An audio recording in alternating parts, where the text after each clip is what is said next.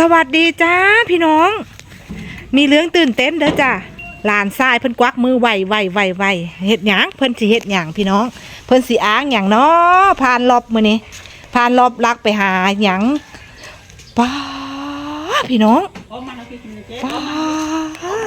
แม่นบ่ทางนี้มันย้อนบ่ป้าพี่น้องเอาอ้อมเพิ่นบอกอ้อม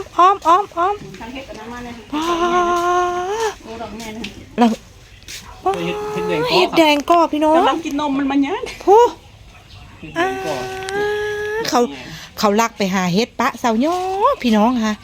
ความนัดเดี๋ยววันเสาร์วันอาทิตย์จังไปเด้อเพิ่นหมู่บ้านเฮาเฮ็ดละงูคอลงมา2กระหยังมื้อนี้อื่นอยากไปอยู่อันนี้เห็ดอะไรจ๊ะปวกพานเห็ดปวกพานพี่น้องดูดอกมึงครับจะแพงไหนเด้อคือ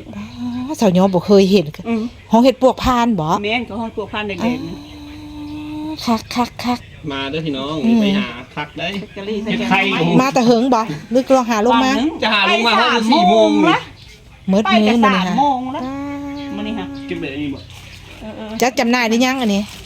ว่าให้ทิพย์สิเอาเท่าไหร่ตัวนี้ฮะบ่จัก100หรือ200ก็แล้วแต่เขาให้100ละ50 200ก็แล้วแต่เขาบ่ว่าคักกะแท้ผู้พาเพิ่งพาจานผู้พาไปหาเฮ็ดเพาะผู้ขับไปจ้อยตีนังกานะปาการบ่ละอักยาในสาวย้อยอมแพ้สาวย้อบ่ไปจ้าตอนมานี่มาจากเตะกะยังทิพย์หน่อไม้กะผ้าไอ้ดีเต็มถุงป้าบอกนู่นหน่อไม้มาอ้างพี่น้องครับเบิ่งครับหน่อไม้ครับมักง่ายขาวอันนี้เดี๋ยวเท่าไหร่อันนี้ฮะ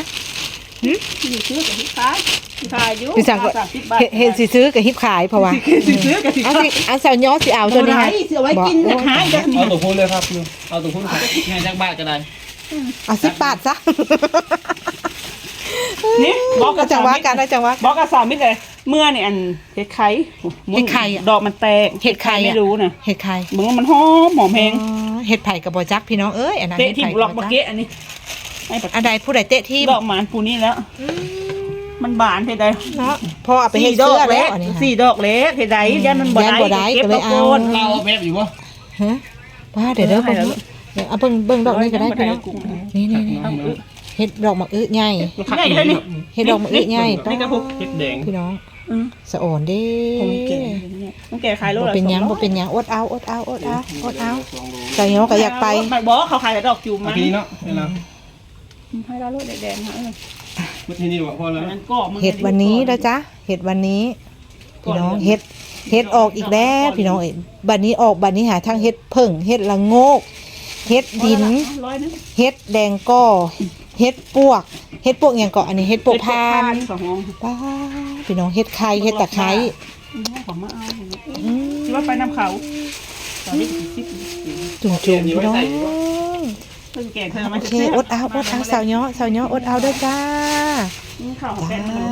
พี่น้องไปแล้ว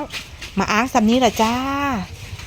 อ้างพี่น้องแล้วก็อ้างสาวย้อพร้อมจ้าสาวย้อบ่ได้ไปน้ำขาว